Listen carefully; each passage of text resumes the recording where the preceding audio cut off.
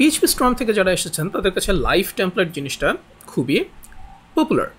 যেমন আমি যদি ধরেন বারবার আমাকে প্রতিটা প্লাগইনের শুরুতে এই জিনিসটা টাইপ করা লাগে, এই জিনিসটা মনে রাখাও যেমন কষ্টকর, টাইপ করাটা খুবই বোরিং। কিন্তু এমন যদি হতো যে আমি একটা শর্টকাট লিখলাম, ট্যাব প্রেস করলাম, আর সাথে সাথে এই পুরো জিনিসটা চলে আসলো। তো এই জিনিসটাকে বলা হয় ভিএস কোডে ইউজার স্নিপেট, মানে ভিএস কোডে এই জিনিসটাকে বলা হয় ইউজার স্নিপেট, আর পিএইচপি স্টর্মে এটাকে বলা হতো লাইভ টেমপ্লেটস। তো আমরা খুব সহজেই লাইভ টেমপ্লেট বলেন বা স্নিপেট বলেন তৈরি করতে পারি। তবে আপনি যদি একটু দেখেন এখানে প্রেফারেন্সে যে এই যে স্নিপেটস, এখানে গ্লোবাল স্নিপেট আছে, প্রতিটা পার্টিকুলার এক্সটেনশনের জন্য স্নিপেট আছে, যেমন পিএইচপির জন্য, গ্লোবালের জন্য। তো গ্লোবালে যদি আসেন আমি এখানে বেশ কিছু স্নিপেট তৈরি করে রেখেছি। তো এভাবে ফরম্যাট করে লেখাটাও অনেক টাফ, এই কাজটাকে অনেক সহজ করেছে স্নিপেট ক্রিয়েটর নামে একটা এক্সটেনশন। আমরা যদি এখানে যাই, লিখি স্নিপেট ক্রিয়েটর, তাহলে এই যে এখানে যেটা ভার্সন দেখবেন, এই যে স্নিপেট ক্রিয়েটর ভিনসেন্ট KOS, হ্যাঁ, এইটা ইনস্টল করে নেবেন। ওকে, এরপরে কি করব আমরা, ধরেন এটাকে আমরা এই প্লাগইন হেড এই কথাটা লিখে ট্যাব দিলেই আমরা এখানে এই জিনিসটা চাই, এই পুরো কথাটা। তাহলে আমরা কিভাবে এটা করব, আমরা আগে আমার তো প্রতিবারই কার্বন ডেমো কথাটা দরকার নাই, ডেসক্রিপশনটা দরকার নাই, তাই না?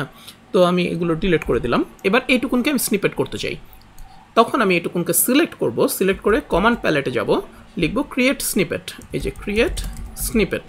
ঠিক আছে, আপনার শুধু স্নিপেট ক্রিয়েটরটা ইনস্টল থাকলে আপনি এই কমান্ডটা পাবেন। এন্টার দিলেন, এবার স্নিপেটের নাম আপনি দিলেন যে প্লাগইন, এটা জাস্ট নর্মাল নাম, প্লাগইন হেডার। ঠিক আছে, এরপরে স্নিপেট প্রিফিক্স, যেটা টাইপ করে আপনি ট্যাব চাপ দিলেই এই কথাগুলো চান। তো এখানে লিখলেন যে প্লাগইন হেড, ওকে, এন্টার। এবার আপনার স্নিপেটের কিছু ডেসক্রিপশন, ক্রিয়েট প্লাগইন হেডার, ওকে, ব্যাস, এন্টার।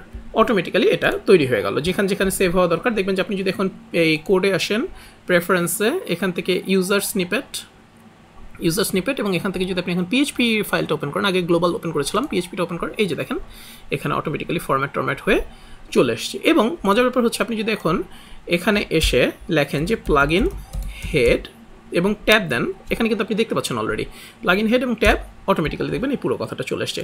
এরপরেও এখানে এটাকে ইমপ্রুভ করার আরও স্কোপ আছে। যেমন আমি যদি চাই যে ট্যাব দেওয়া মাত্র এরপরে কার্সরটা থাকবে এখানে, তারপরে এখানে কিছু আমি লিখে ট্যাব দিলে আবার এখানে চলে আসবে, তারপরে ট্যাব দিলে এখানে চলে আসবে, তারপর ট্যাব দিলে এখানে চলে আসবে, এরকম যদি চাই, হ্যাঁ, তাহলে আমি কি করব সেটার জন্য এই যে আপনি প্রেফারেন্সে যাবেন, ফাইল মেনু থেকে প্রেফারেন্স, লিনাক্স বা উইন্ডোজ ইউজার হলে, ম্যাকে হলে এই কোড থেকে প্রেফারেন্স বা কমান্ড কমা, তো এরপরে আসবেন ইউজার স্নিপেটে, এরপরে পিএইচপি ফাইলটা খুলবেন, এই যে যেখানে ফার্স্টেই কার্সরটাকে চান সেখানে এসে লিখবেন একটা $, তারপরে 1, তার মানে আমি প্রথমেই কার্সরটাকে এখানে চাই।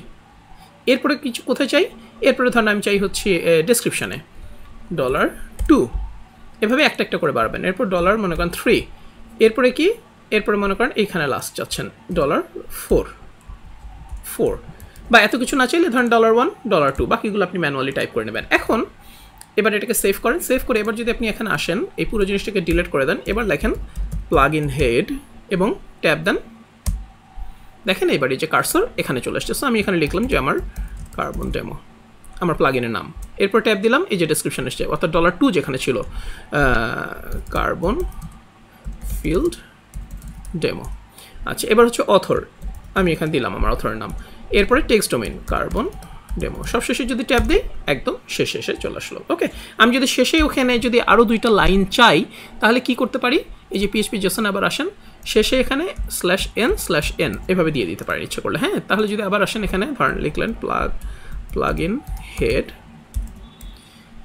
ট্যাব, এখানে একটা এরপর দেখেন এই যে এই জায়গাটা চলে আসলাম, একদম সহজ না? সো কী করবেন আমি আরেকবার একটু বলে দিই, আপনি যেটাকে স্নিপেট হিসেবে চাচ্ছেন সেই জায়গাটা সিলেক্ট করবেন, সিলেক্ট করে কমান্ড প্যালেট আনবেন, অর্থাৎ Ctrl+Shift+P অথবা Command+Shift+P এখানে, এরপরে এখানে ক্রিয়েট স্নিপেটটা কমান্ডটা রান করবেন, ব্যাস, তাহলেই বাকি সব কিছু হয়ে যাবে। তো আর এটার জন্য আপনার যে এক্সটেনশনটা ইনস্টল করা লাগবে সেটা হচ্ছে এই যে স্নিপেট ক্রিয়েটর, যার রাইটার হচ্ছে ভিনসেন্ট KOS। অনেকগুলো স্নিপেট ক্রিয়েটর আছে, যে এখানে একটা আপনি ইনস্টল করবেন, এইটা ভিনসেন্ট KOS এর, এটাই সবচেয়ে ইজি। ওকে, সো যারা এখন পিএইচপি স্টর্মে লাইভ টেমপ্লেটস ইউজ করেছেন তাদের জন্য ভিএস কোডে মুভ করাটা একদম ইজি হয়ে যাবে, বা অনেক মানে বিরক্তিকর কাজ খুব সহজে করা অনেক ইজি হয়ে যাবে।